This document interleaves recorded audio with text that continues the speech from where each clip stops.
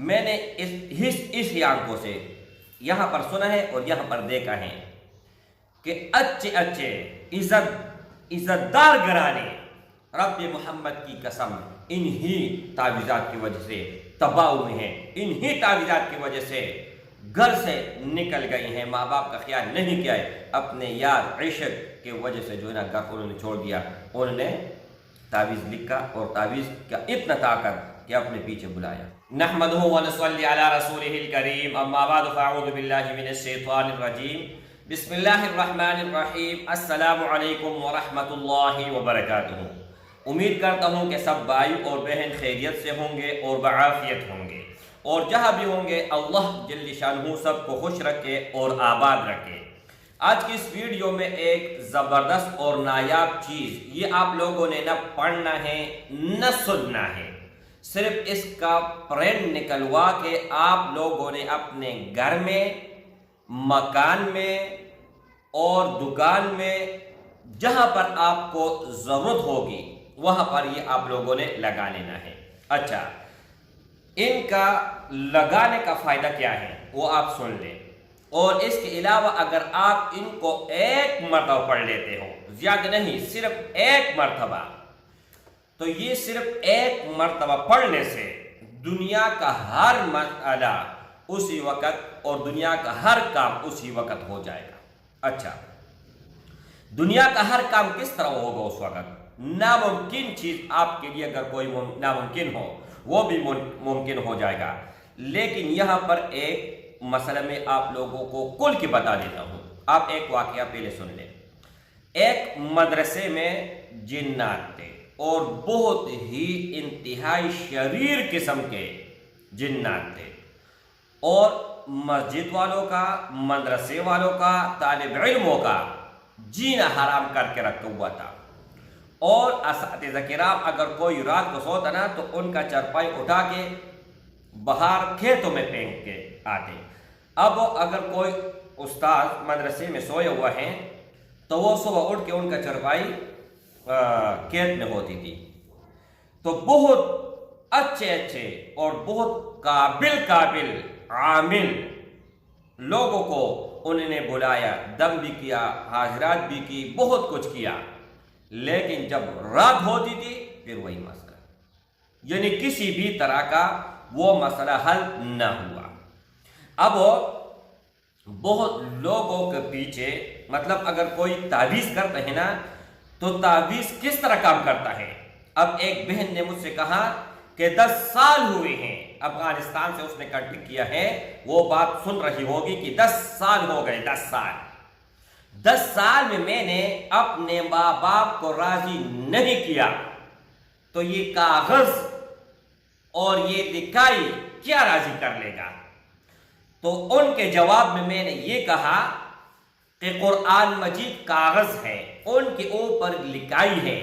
ان پر وہ قرآن مجید جب آپ پڑھتے ہیں ان پر رب راضی ہوتا ہے، تو آپ کا ماں باپ کیا چیز ہے؟ پھر تو کیا چیز ہے؟ کیسے راضی نہیں ہوگی؟ میں نے اس ہی آنکھوں سے یہاں پر سنا ہے اور یہاں پر دیکھا ہے کہ اچھے عزت دار گھرانے رب محمد کی قسم انہی تعویذات کی وجہ سے تباہ ہوئے ہیں، انہی تعویذات کی وجہ سے گھر سے نکل گئی ہیں، ماں باپ کا خیال نہیں کیا ہے، اپنے یار عشق کی وجہ سے جو ہے نا گھر انہوں نے چھوڑ دیا، انہوں نے تعویذ لکھا اور تعویذ کا اتنا طاقت کہ اپنے پیچھے بلایا۔ تو میرے بھائی، یہ نہیں ہے کہ ان کا کوئی طاقت نہیں ہے اور ان کا کوئی جو ہے نا اثر نہیں ہے، اگر اثر نہ ہوتا تو پوری دنیا جہان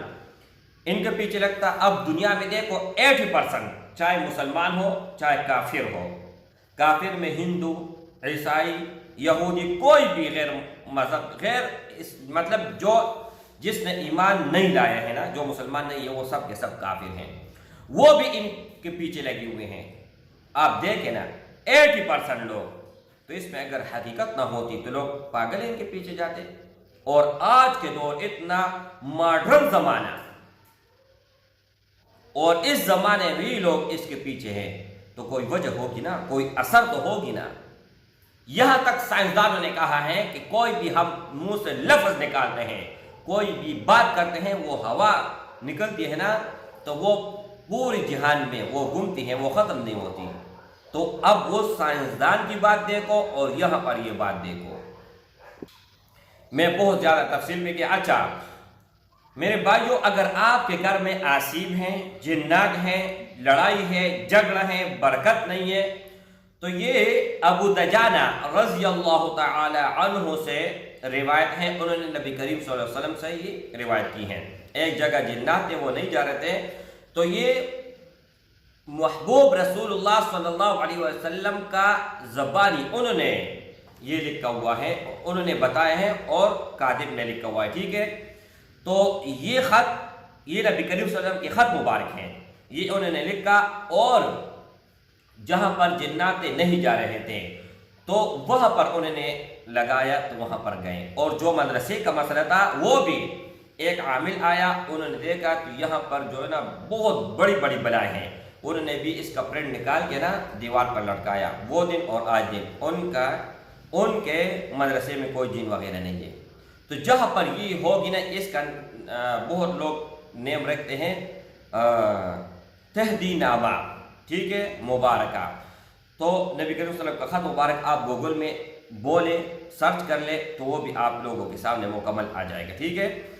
تو اس کا ایک فائدہ تو یہ ہے، اور دوسرا فائدہ یہ ہے کہ اگر آپ کسی بھی مقصد کے لیے، کسی بھی غرض کے لیے، کسی بھی کام کے لیے، کسی بھی رکاوٹ کے لیے اگر آپ پڑھو گے تو انشاءاللہ تعالی، ایک میری بہن تھی، اس نے کہا کہ میں عدالت میں بہت عرصے سے جا رہی ہوں لیکن کوئی مسئلہ میرا حل نہیں ہو رہا، تو میں نے بہن کو واٹس ایپ پر یہ سینڈ کیا، اور میں نے کہا کہ کم از کم ایک مرتبہ اور زیادہ سے زیادہ جتنا آپ پڑھ سکتی ہو آپ پڑھیں، اللہ کے فضل و کرم سے پھر مجھے بتا دیں۔ تو ان کا 3 سال سے کیس تھا، اور مطلب اتنا قریب تھا کہ ہر 2-3 ہفتے میں 1 یا 2 مرتبہ ان کو چکر ہوتا ہے، بہت چھوٹی چھوٹی تاریخیں ان کو دیتی تھی، لیکن حل نہیں ہو رہا تھا، حل ہونے کا نام نہیں لے رہا تھا۔ تو جب بہن جی نے کہا کہ میں نے ان کا پرنٹ نکال کے اپنے ہاتھ میں رکھا، واٹس ایپ میں نہیں پڑھا، میں نے واٹس ایپ میں سینڈ کیا نا، انہوں نے پرنٹ نکال کے ہاتھ میں رکھا، اور گھر سے لے کر عدالت تک پڑھتی رہی۔ جیسے وہ گئی، سب سے پہلے تو ان کا نمبر آیا، اور سب سے پہلے انہوں کو کہا کہ آپ بری ذمہ ہیں۔ تو میرے بھائیوں، یہ